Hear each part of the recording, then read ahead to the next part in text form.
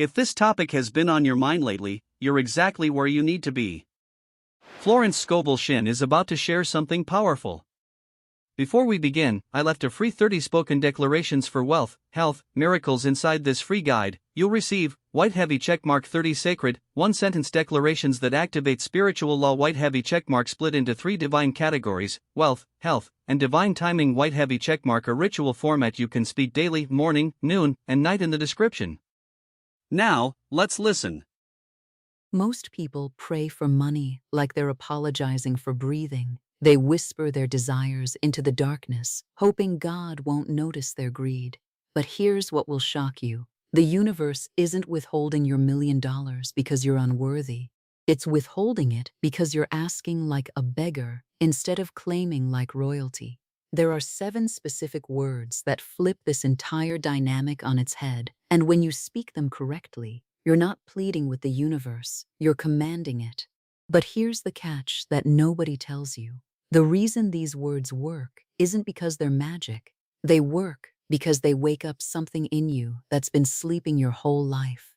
I'm about to share something that will completely shatter the biggest lie you've been told about money and spirituality.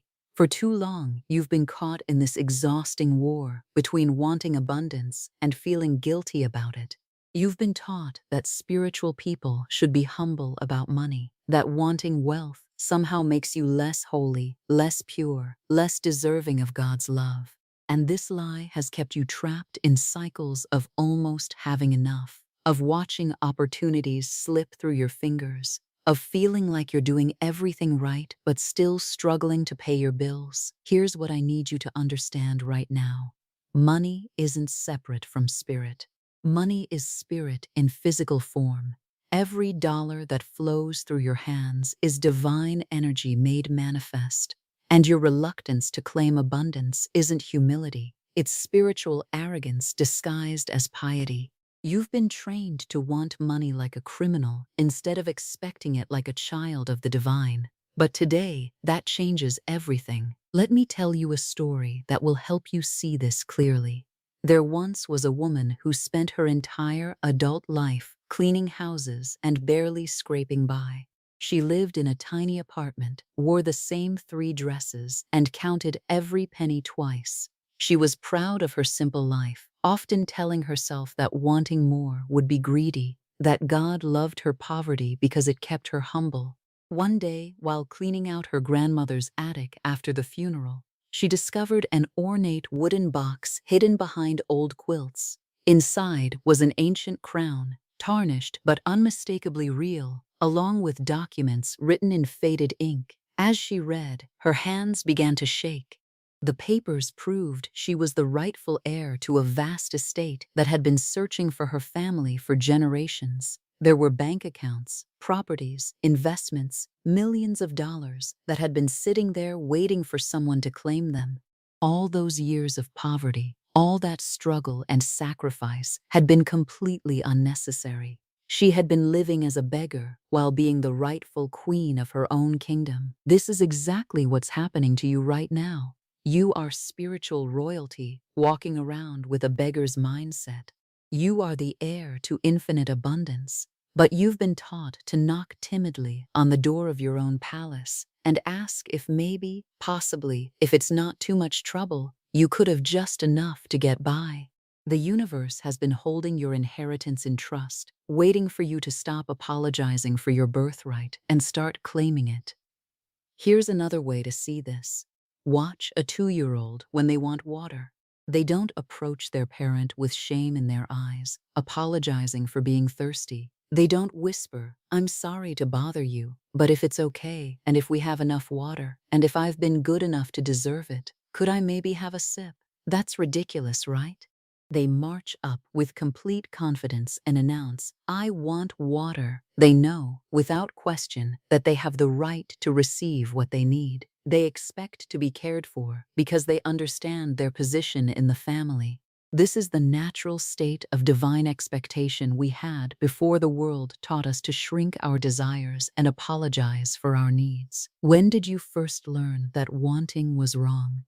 Can you remember the moment someone made you feel guilty for desiring more, for dreaming bigger, for believing you deserved abundance. What if I told you that your desires aren't tests of your character, but GPS coordinates from your soul, directing you toward the life you're meant to live? The truth is, money is just divine love made visible. Every time you receive money, whether it's a paycheck, a gift, or finding a $20 bill on the sidewalk, the universe is saying, "I love you," in a language you can deposit in the bank.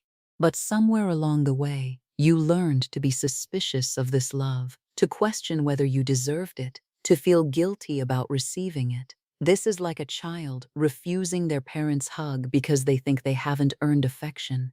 Here's what changes everything. There's a difference between the energy of asking and the energy of claiming. When you ask for money, you're operating from the assumption that it belongs to someone else, and you have to convince them to share it with you. When you claim money, you're operating from the knowing that it already belongs to you, and you're simply calling it home. The entire universe responds differently to these two energies. This brings me to the 7 sacred words that will force the universe to give you your $1,000,000. But before I share them, you need to understand why they work. These words aren't an incantation or a spell. They're a declaration of truth that rewrites your relationship with receiving. They shift you from the energy of a beggar to the energy of an heir. Are you ready? The 7 sacred words are, "I claim my divine inheritance now, please." Let me break this down for you word by word, because each one carries specific energetic significance. This establishes you as the speaker, the one with authority to make this declaration. Not maybe I could, or I hope I might, but I, with certainty and power. Claim. This is not asking, begging, or requesting. Claiming means taking rightful possession of something that already belongs to you.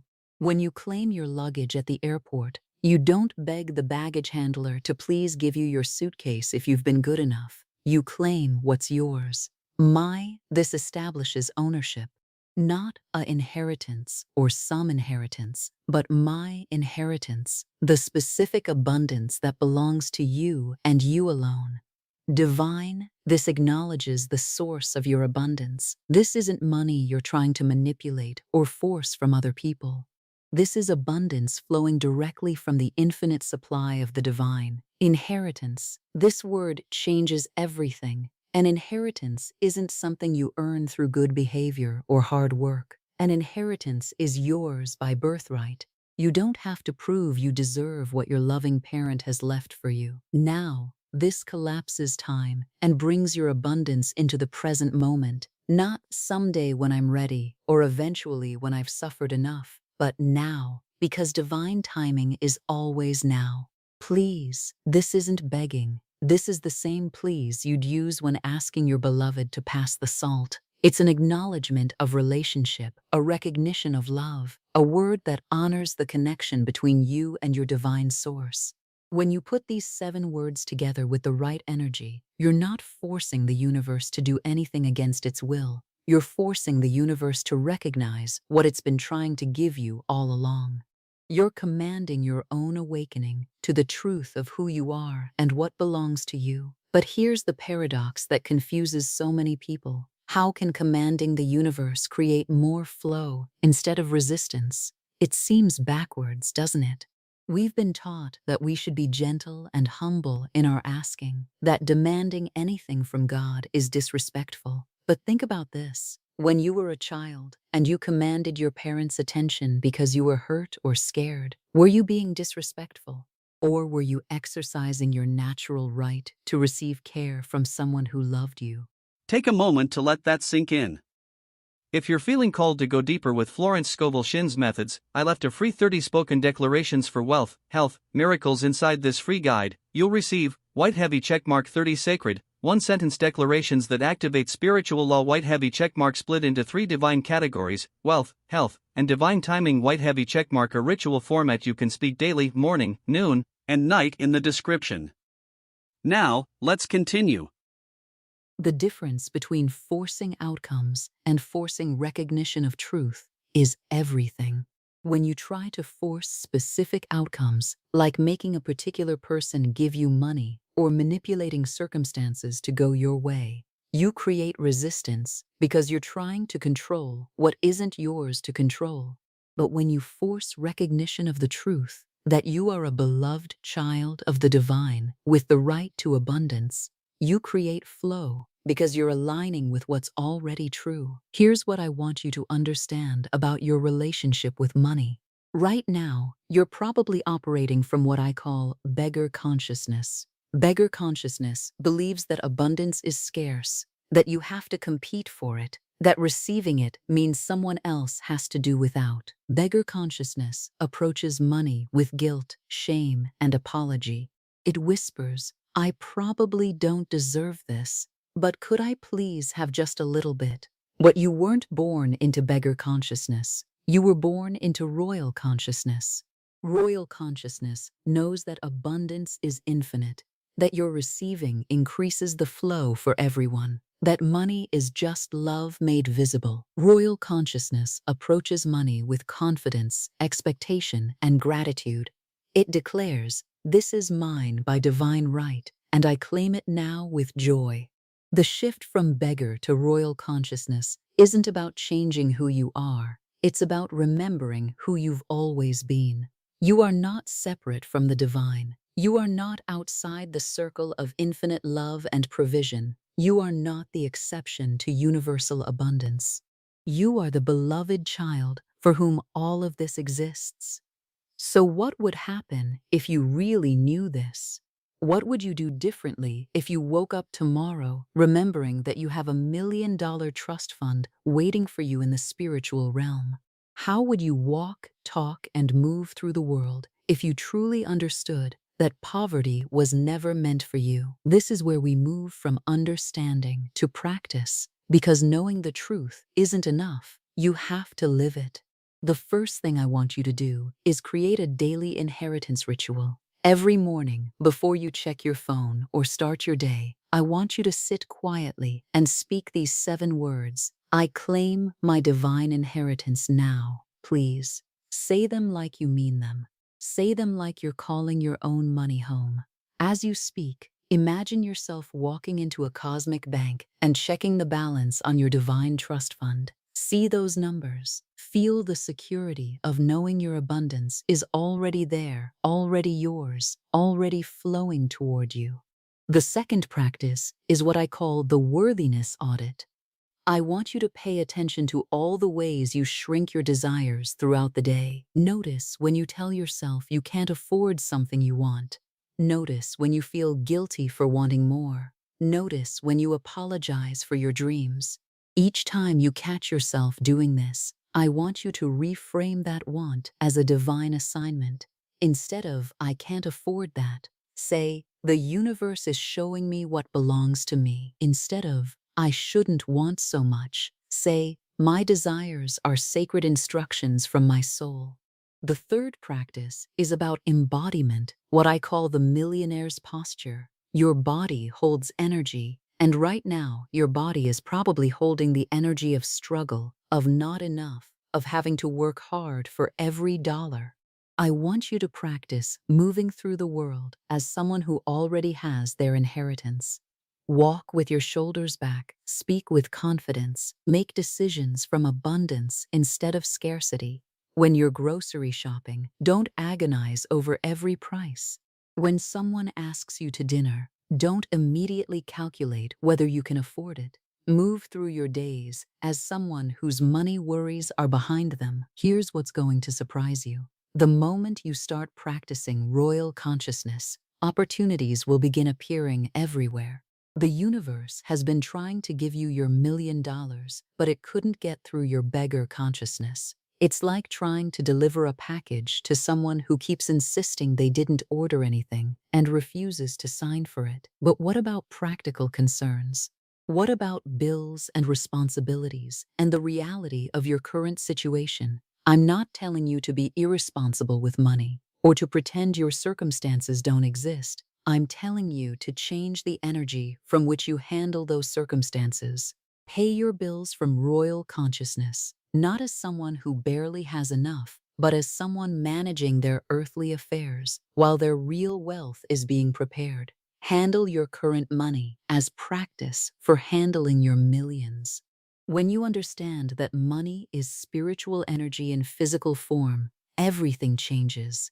Every financial transaction becomes a spiritual exchange. Every dollar you spend is you directing divine energy toward what you value. Every dollar you receive is the universe saying yes to your existence, yes to your dreams, yes to your right to be here living an abundant life. Your $1,000,000 isn't coming to you because you're perfect, because you've suffered enough, or because you finally earned it through spiritual achievements. Your $1,000,000 is coming because you are a beloved child of infinite abundance, and it was never meant for you to struggle. The delay hasn't been about your worthiness. It's been about your willingness to receive without guilt, without shame, without the need to prove you deserve what love freely gives. I want you to imagine something with me. Picture yourself 1 year from now. You're sitting in your beautiful home, looking at your bank account, and you're amazed at how quickly everything changed once you started claiming instead of begging. You remember the person you were before you learned these 7 sacred words. That person who apologized for their desires, who felt guilty about wanting abundance, who believed they had to struggle to be spiritual. You feel such tenderness for who you were then, and such gratitude for who you've become. From that future self, what would you want to tell the person listening to these words right now?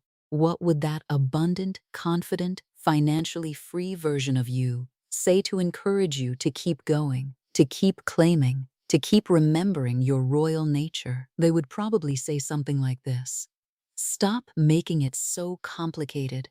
Stop thinking you have to be perfect before abundance can flow to you. Stop believing that your past mistakes disqualify you from future miracles. The universe isn't keeping score, it's keeping promises. And the promise is that you are loved, you are provided for, and you are meant to live abundantly. As we come to the close of our time together, I want you to feel something shifting inside you. You came here thinking you needed to learn how to convince the universe to give you money. You're leaving knowing that the universe has been waiting for you to stop apologizing for your birthright and start claiming it. The 7 words, "I claim my divine inheritance now, please," aren't magic, they're recognition. They're you finally speaking the language of someone who remembers who they really are. You are not separate from abundance. You are not outside the flow of infinite provision. You are not the exception to universal love. You are the rule. You are the point. You are the reason abundance exists at all, so that divine love can express itself through your joy, your freedom, your ability to give and receive without limitation. So let me leave you with this affirmation, and I want you to feel these words settling into your bones, into your heart, into the very foundation of who you know yourself to be. I am a beloved child of the divine, and prosperity flows to me as naturally as breath flows through me. My desires are sacred instructions, and I claim my $1,000,000 inheritance with the confidence of royalty returning home. The universe says yes because I finally remember how to say yes to myself. If these words stirred something awake in you, if you felt that recognition of your own divine inheritance, let me know by giving this video a thumbs up. Share in the comments which of the 7 words felt most powerful to you. I read every single one, and I love seeing your breakthroughs and realizations. And if you're ready to keep remembering who you really are, if you want to continue this journey of claiming your spiritual royalty, subscribe, because we're just getting started on reclaiming everything that belongs to you. Remember, you are not asking for miracles. You are miracles. Your abundance is not coming, it's here. Your inheritance is not being prepared, it's waiting for you to claim it. Say those 7 sacred words like you mean them, and watch how quickly the universe responds to royalty calling their fortune home. What Florence Scovel Shinn just shared isn't just philosophy, it's a practice. If you're ready to make this real in your life, the Hidden Laws of Wealth, 21-day activation, the Florence Scovel Shinn principles most people never learn, delivered to your inbox daily for 21 days. Linked in the description is your next step. And if this spoke to you, subscribe, we share teachings like this every day.